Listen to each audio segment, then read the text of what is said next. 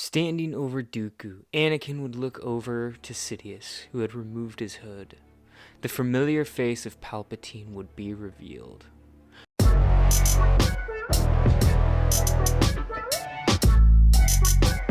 Palpatine revealed himself in hopes of manipulating Anakin as he did in the original timeline.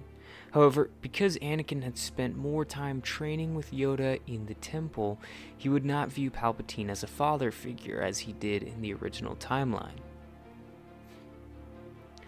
Anakin would deactivate his lightsaber and tell Sidious that killing Dooku was not the Jedi way.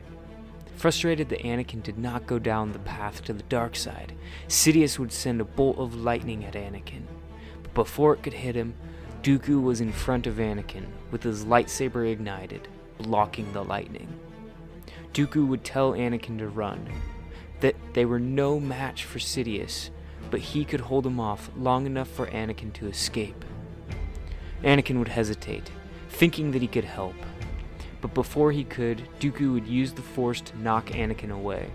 As Anakin was turning to run, Dooku would call out saying that the clones had been altered. But before he could say anything else, Palpatine would ignite his lightsaber through Dooku's heart. Anakin would narrowly escape Palpatine's hideout. But once clear, he would head straight for the Jedi Temple. Rushed into moving ahead with Order 66, Palpatine would contact clone commanders across the galaxy, telling them to execute Order 66. Palpatine would call all available clone units to Coruscant, where he would have them march on the Jedi Temple. Anakin would make it to the Jedi Temple, where Obi-Wan and his new Padawan Ahsoka Tano would inform him that the temple was on lockdown, and that all Jedi were to prepare for an attack. Because the majority of the Jedi were at the temple, it would be far more difficult for Palpatine's clones to kill them. All of the clones are attempting to fulfill Order 66, even our beloved Rex.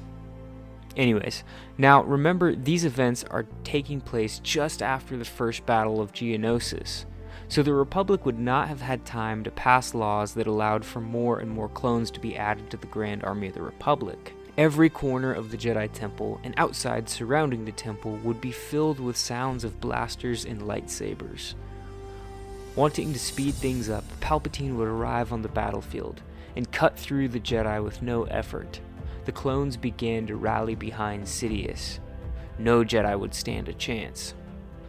Anakin would find his master Yoda and tell him that Palpatine was behind everything and that he was the Sith Lord. Yoda and Anakin would work together through the battlefield, assisting numerous Jedi, including a surrounded Mace Windu, an injured Kit Fisto, and even a room full of younglings. The duo were so attuned with the Force that no amount of clone troopers could stop them. Soon, Yoda and Anakin would face Palpatine on the battlefield. Palpatine's speed and power would make it a challenge for Anakin and Yoda. Palpatine would also be wielding both of his crimson blades. Both blades would be a blur of red light that kept Anakin and Yoda from getting too close. Eventually, the two Jedi would begin to flank Sidious, though, and back him into the Jedi archives. The Sith Lord would begin to get desperate, making him all the more deadly.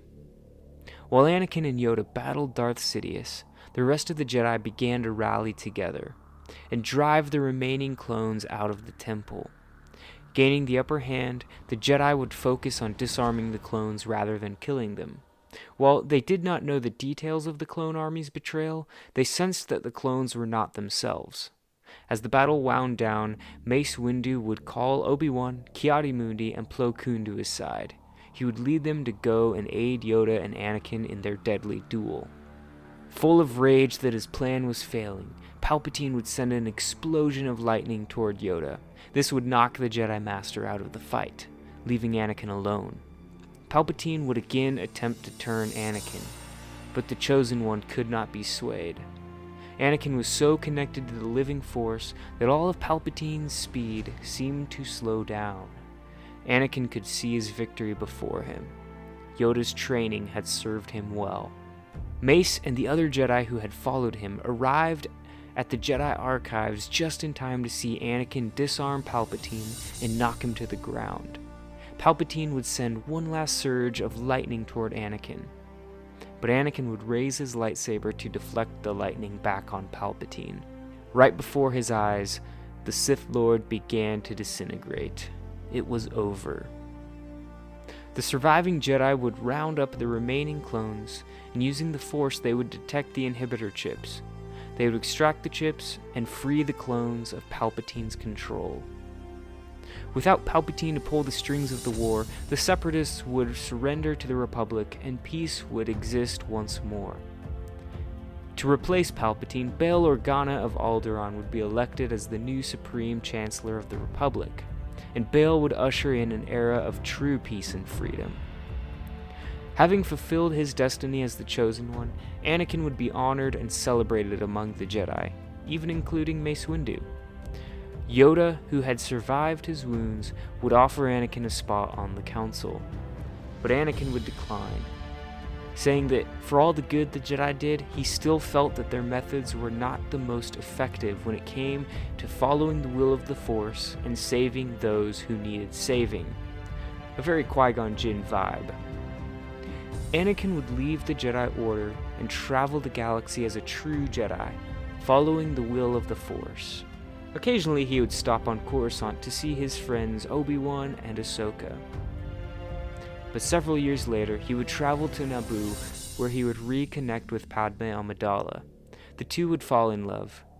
Only it would not be forbidden, and Anakin was not consumed by fear. Eventually Padme would give birth to the twins, Luke and Leia. They would grow up to have adventures of their own, but for now, Anakin would train them to connect with the living Force, just as Yoda had trained him.